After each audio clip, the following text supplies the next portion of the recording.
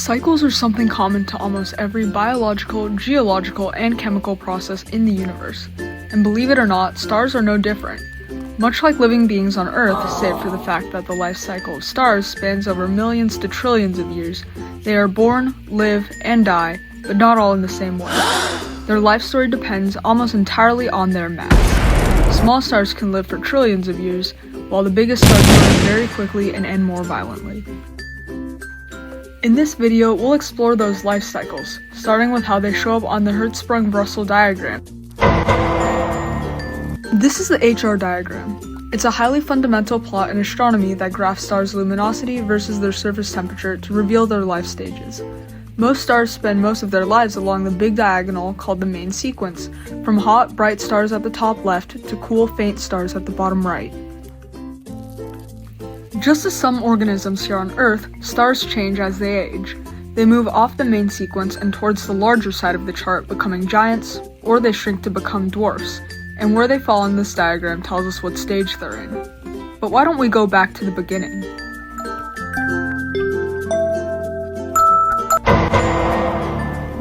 When huge clouds of gas and dust, otherwise known as nebulae, love each other very, very much, they can create Over a period of time, gravity causes a region to collapse, forming a protostar. Oftentimes, there's leftover matter that allows for the formation of planets as well. Where a star lands on the main sequence depends on its mass. Small mass stars are cooler and dim. Medium mass stars are in the intermediate zone, and stars that have a large mass are hot and bright and are found in the upper. Once hydrogen fusion starts in the core, the star enters the main sequence, which is the longest phase of its life. Here, nuclear fusion pushes outward, while gravity pulls inward, and this creates a stable balance. Main sequence stars fuse hydrogen into helium in their cores through nuclear fusion, a process that requires immense temperatures larger than 10 million Kelvin, releasing energy in light and heat that creates outward pressure, thus balancing gravity and keeping the star stable. Stars actually spend most of their lifetimes here. So what do stars who don't get hot enough to go through the nuclear fusion of hydrogen do? These are known as brown dwarfs, otherwise called Feild stars, which are massive enough, less than 0.08 solar massive, to fuse deuterium at some point in their lives. These stars shine very dimly and burn slowly, and they gradually cool off over hundreds of millions of years. When the hydrogen in a star is used up, it heats up and its core contracts, its outer layers expand, and the star moves off the main sequence on the HR diagram towards the giant branches. The individual pathway depends on mass. Low and medium mass stars become red giants, and high mass stars become red supergiants. Let's follow each.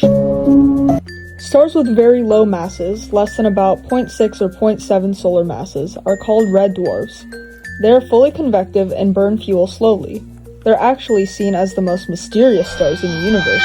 Since they burn their hydrogen so slowly, none have yet lived long enough to reach the end of their lives in our universe, which is only 13.8 billion years old. Small stars are really quite polite in the way that they go out. Rather than the extravagant showboating that larger stars will pull at the end of their lives, small stars will eventually use all their hydrogen, glow slightly brighter, and then fade into white dwarfs, and they cool over extremely long timescales. However, it is important to note again that we haven't actually seen the deaths of one of these stars yet, because none of them are old enough to reach the end of their life cycles. I mean, I bet that if I tried hard enough, I could probably live long enough to see it, but I'm kind of too busy, I have too much going on. Stars around 1 to 10 solar masses, like our sun, follow a very predictable path. It starts with the main sequence. For about 10 billion years, the star steadily fuses hydrogen into helium in its core. This balance between gravity and outward pressure keeps the star stable. Then, it goes to the red giant branch. Once the core hydrogen is exhausted, fusion moves to a shell surrounding an inert core. The core contracts, the outer layers expand, and the star becomes much larger and cooler. Third, it goes to helium fusion. When the core reaches about 100 million degrees, helium ignites, fusing into carbon and oxygen. The star briefly stabilizes again, appearing on the horizontal branch of the HR diagram. Fourth, after helium burns out, the star develops two burning shells, helium and hydrogen, around a carbon-oxygen core. The outer layers drift away into a planetary nebula, which is a glowing mass of gas and dust. However, they really have nothing to do with planets. Their name actually comes from the fact that this fine specimen of a man, William Herschel, thought that their round appearance resembled planets.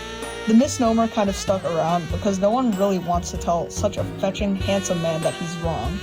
These nebulae are relatively short-lived and only last for about tens of thousands of years. Behold! A most curious object in the heavens! Perfectly round, faintly glowing. Why, it resembles a planet. I shall call it a planetary nebula! Yo, who's gonna tell this ditty blood that that isn't a planet? Yeah, it's clearly an expanding shell of ionized gas from a dying star. Should we tell him? I mean, look at him. He's just so perfect. I can't tell him he's wrong to his face. Yeah. Don't say anything. Excellent! Write that down. History will remember this name forever. What remains afterwards is the dense core. It's a white dwarf which slowly cools and fades into a black dwarf over billions of years. Now for the largest, most massive stars. Stars 8 or more times the sun's mass. After the main sequence, they reach the supergiant phase. After hydrogen runs out, helium, then heavier elements fuse in the core, and this builds a layered onion-like core. Iron, silicon, oxygen, neon, carbon, helium, and hydrogen. On the HR diagram, these stars crowd the upper regions. They're extremely bright and can even shift back and forth as they evolve. Fusion stops at iron because it doesn't release energy, so it just kind of ends at the iron core. Finally, they have a big dramatic collapse. In stars with solar masses between 8 and 12, this is caused by neon burning and triggers a massive shock wave that blasts the star's outer layers into space in a supernova explosion. For even more massive stars, the iron core grows until it becomes unable to support itself, conclusively destroying the star either in a supernova or directly collapsing to become a black hole. After stellar death, we're left with white dwarfs, neutron stars, and black holes. Eventually, no new stars will form, as the gas and dust needed will be all used up or dispersed by expansion, leaving behind only these stellar remnants.